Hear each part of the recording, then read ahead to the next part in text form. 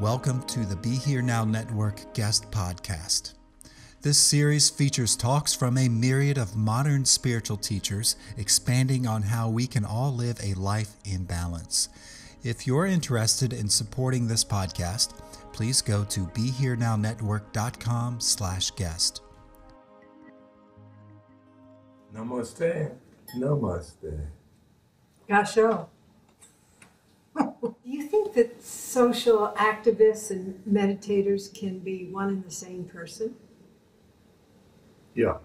So, I think there are great examples of such individuals that, people whom we both know, like Bernie Glassman and Thich Nhat Hanh, Joanna Macy.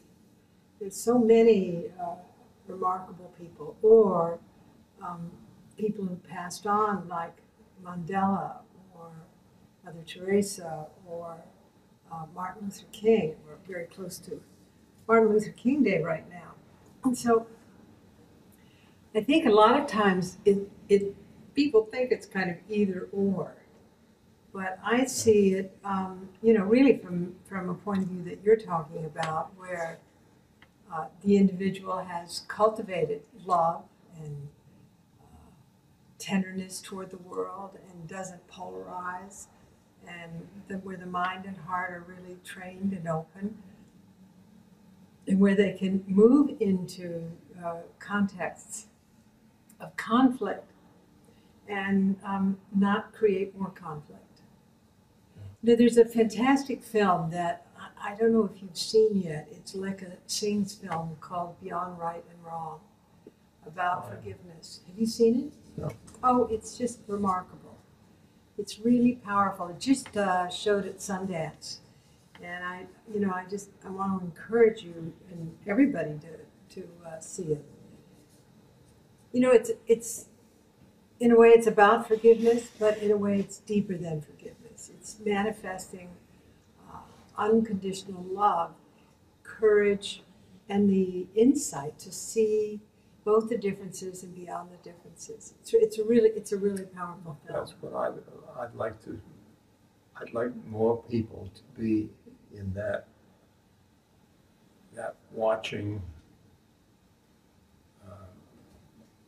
loving way. Yeah. Why? And they see the context of this stuff they are doing. Yeah. No, I think we're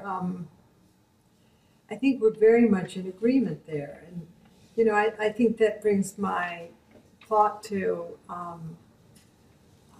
another question, and that is: do you feel that some kind of meditation practice or spiritual practices, like kirtan or contemplative prayer, can help or be a benefit to those who are engaged in dealing with structural violence? Maybe I should say what was meant by structural violence. Do you want me to do that? Yeah. So structural violence is when institutions discriminate against individuals or groups of individuals or the environment. So it would be something akin to systemic discrimination. And I think that, many of us are involved in issues related to structural violence in terms of economic disparity or gender issues, ageism, questions where not just one individual, but whole groups or individuals are harmed, or the environment is harmed because of how a system is structured. So, democracy is a good example. Are we really living in a democracy? Yeah. Or is socialism, a better alternative? How do we create communities of collaboration instead of these top-down kind of communities and so on? Anyway, back to the question is, what kind of practices do you feel are helpful for social activists?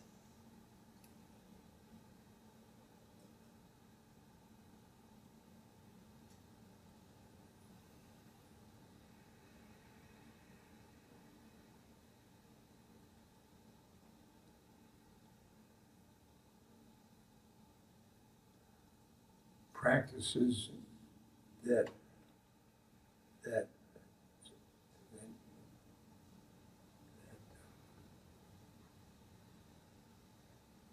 that give them the whole picture, the whole picture. Mm-hmm.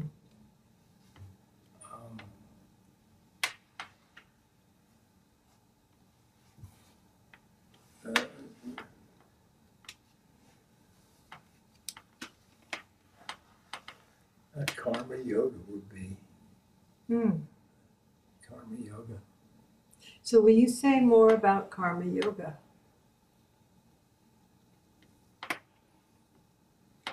Well, it's whatever problem or that you are aware of that is in front of you. I guess I must have done that today with Dasima. When Dasima and I went down to see the big waves, and I was very assertive in stopping vehicles so that Dasima could have a ride. Is that karma yoga? I mean, it's just painful to see your friend limping down the trail in order to watch surfers. It's just agonizing. Yes, that's karma yoga, right? Yeah. Anyway, Hawaiians are really nice, so it wasn't a very hard job. And it was the hardest thing. Can I tell you the hardest thing about it? Getting Dasima to let me do it. Your assistant is very stubborn. But anyway, back to karma yoga. So that's one way, one practice that you would recommend. What other practices? That karma yoga, Hanuman uses karma yoga.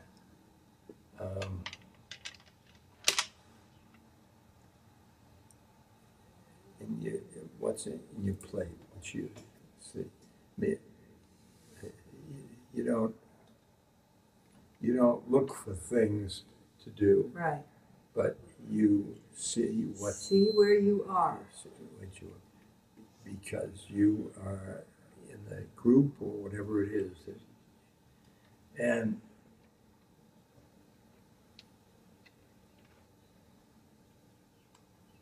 but Hanuman had his yoga. He was attached to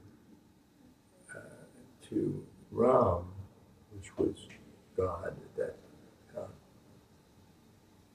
and he was saying to Ram, I'll do it with love and service for you.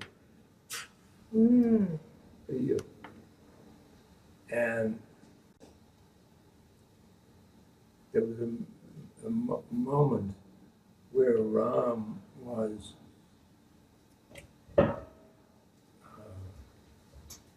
saying, monkey, what are you? And Hanuman said, when I don't know who I am, I serve you. And when I do know who I am, I am you. I am. Oh, that's fantastic. Yeah. Oh, that's beautiful. Will you say that again? Because I just think that's essence. Hanuman says, in response to Ram's question,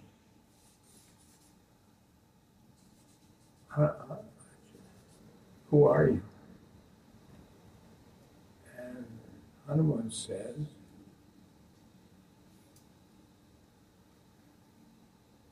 when I don't know who I am, I serve you. And when I don't know, and when I know who I am you. Mm. I am you. Mm. And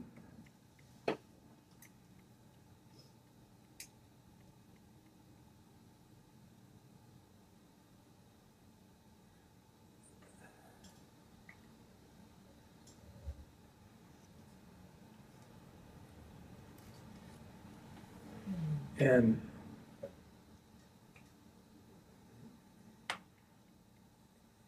he does action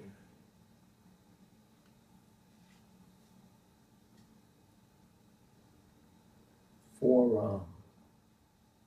And he, if you like say, for the one consciousness that sees what a mess we are in, with inequities like just people starving and children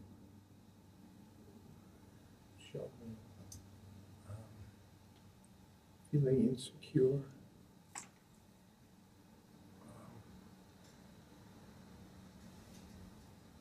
things like that, and gays and women and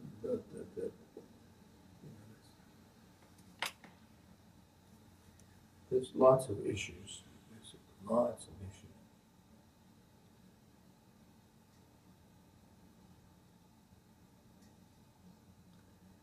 And the Hanuman sees that he sees that he is working for Ram. And what you say is what God wants, what the whole consciousness wants.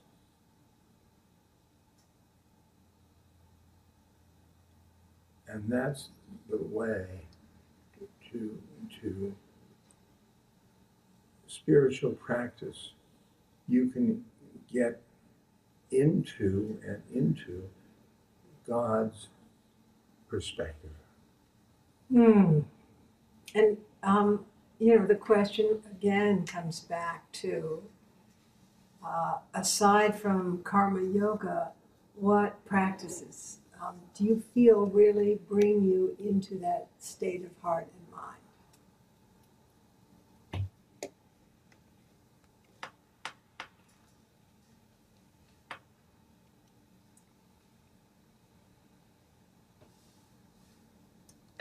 Well,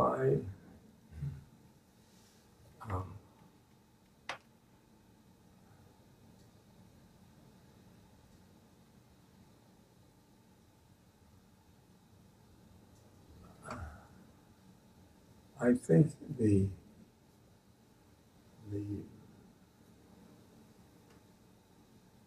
from the ego to the soul, you get I am loving awareness. I am loving awareness. Mm. I am loving awareness. I am loving awareness. I am loving awareness. I am loving awareness. And loving awareness is the doorway at the heart level to the soul. Mm. And the soul is, it's another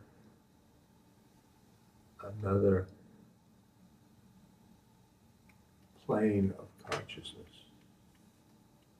You break through that, and that plane is love.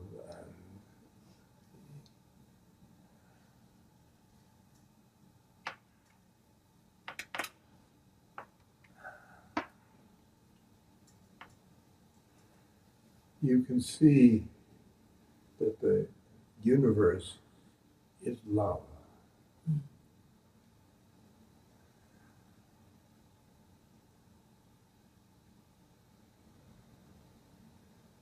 And when you can act with that,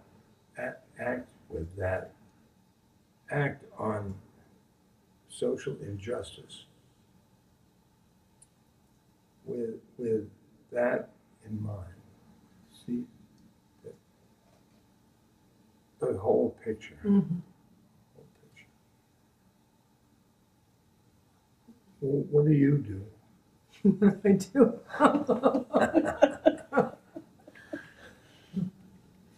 Well,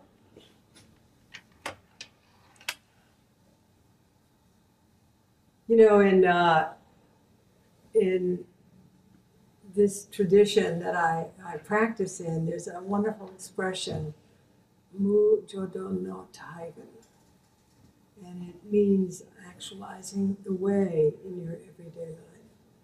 So I think that there's so many points of contact between how you see these questions, because there are many questions that are braided together, and how I see the questions. I mean, one of them has to do with how do we actualize the way in our everyday life? How do we infuse our life with the kind of confidence that allows us to not be separate from all beings? So, you know, I often cite my experience of working in the prison system.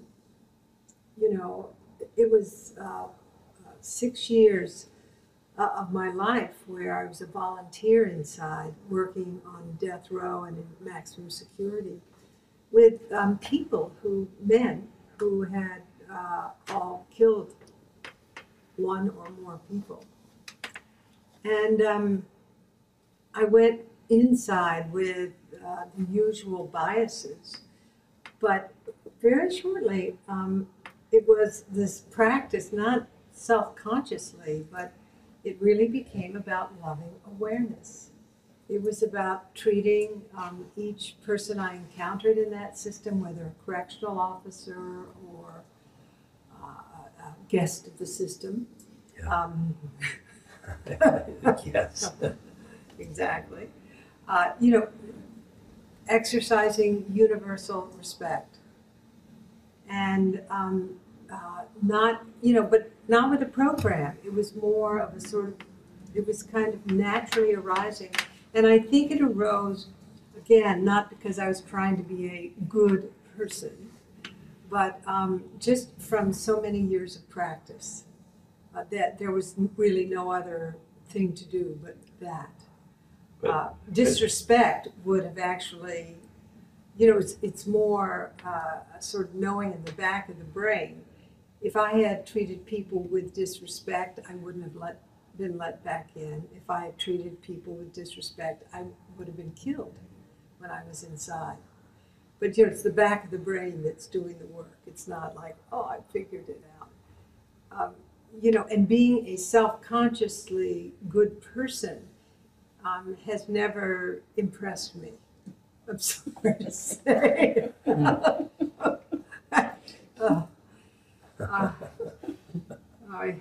But anyway, so, but it's more about holding things with a lot of lightness and humor.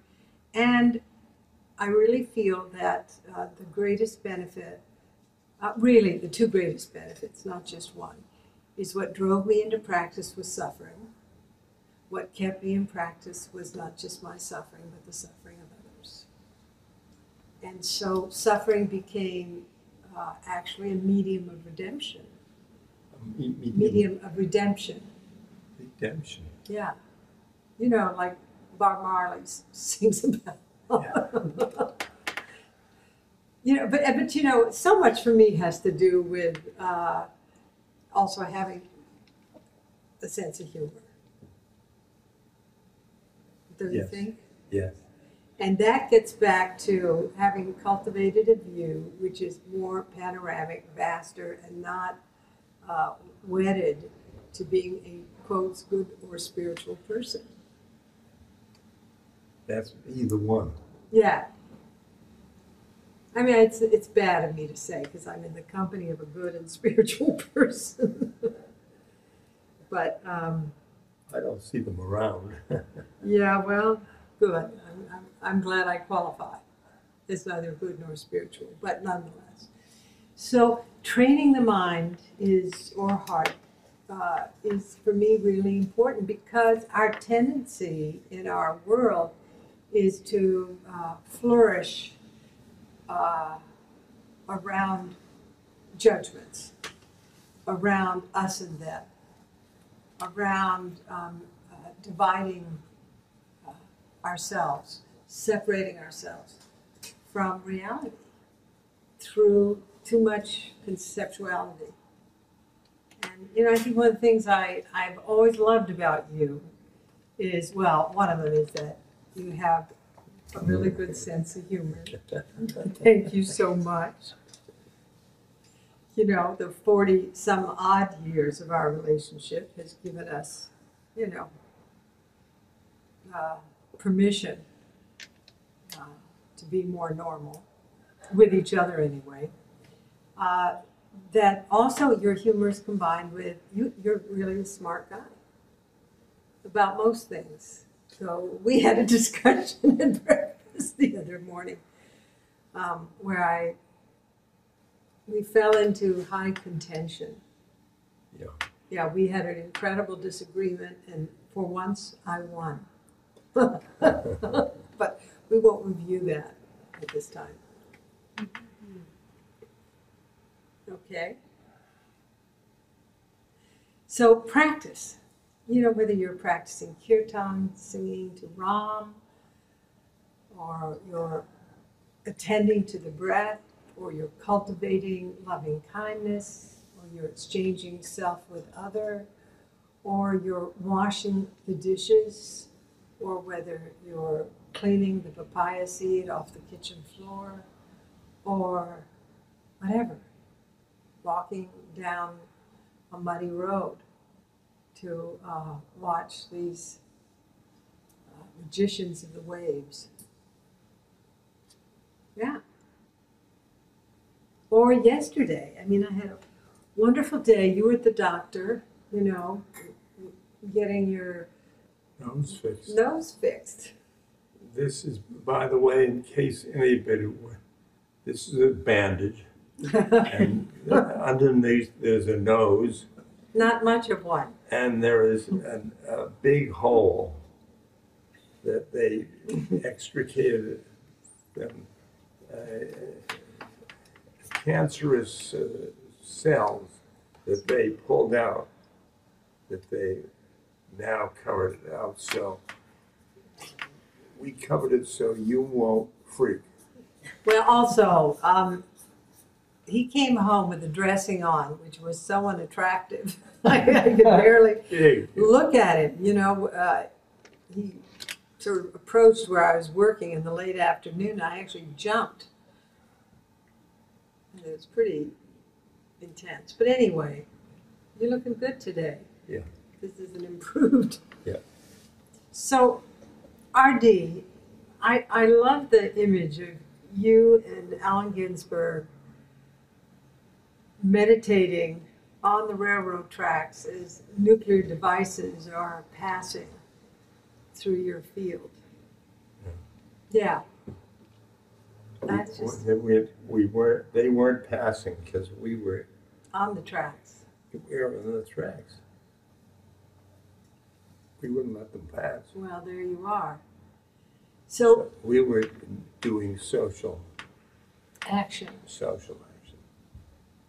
So Thich Nhat Hanh talks about in his 14 or 16, however many they are, mindfulness trainings, that it's important to take a stand against injustice, even if it means sacrificing your own life. What do you think of that? That would be fine. Good. Sacrificing the incarnation. Okay. What? So what? Well, I was just asking.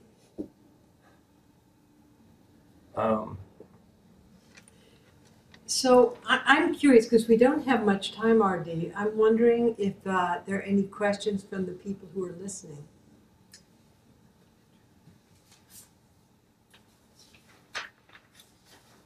You know, I see one question coming in, and it has to do with something the Buddha said about abiding ardently. But what do you think that means? Abiding ardently. Abiding. Ardently. You mean do your sadhana with wholeheartedness. Choose. Yeah, choose. Good. Yeah. Yeah, that's what I think. And I think that's great. Yeah. I think it's great. Now the question is where that choose comes from. I mean, is that a motivational system that you say, I want to be with God. I want to be enlightened. One of these called things like that.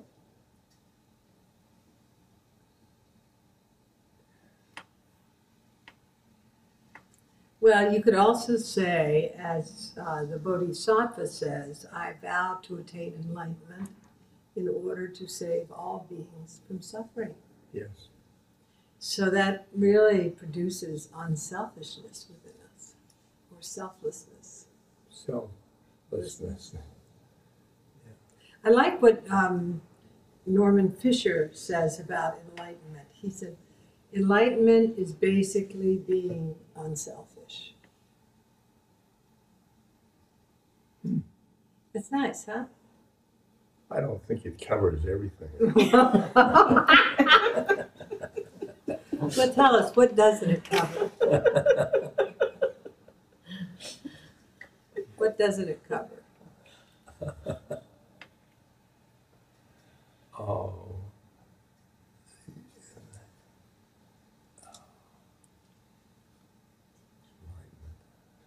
Is basically being unselfish. Unselfish.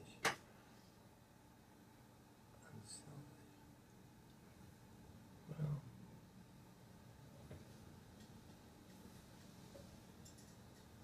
I mean, it involves compassion. Mm-hmm. That's not being selfish. Right. It's called compassion. Love. Mm-hmm. Wisdom. Mm-hmm. Peace. Mm-hmm. Joy. Mm. Yeah. That's everybody's got enlightened with all those inside them. Yeah. Inside. So Norman then has a point.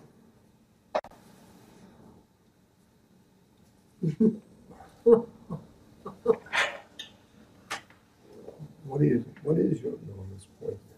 Norman's point is enlightenment is basically being unselfish.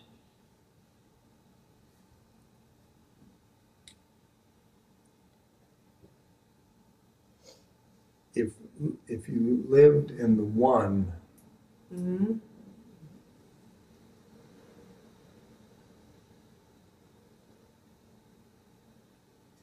lived in the one, that would be enlightenment. Well,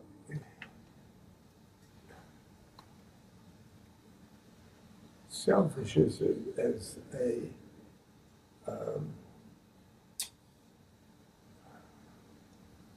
separatist thing. Well, I think it's a Zen way of saying things, a Western Zen way of saying things. Kind of catches you. No. See, then if you're living in the one, Mm-hmm. everything has been selfish. Well, that's a good way of putting it. That it's the big S, not the little s. That's right. Selfish. Good. And you get, I am loving awareness. I am loving awareness. Mm.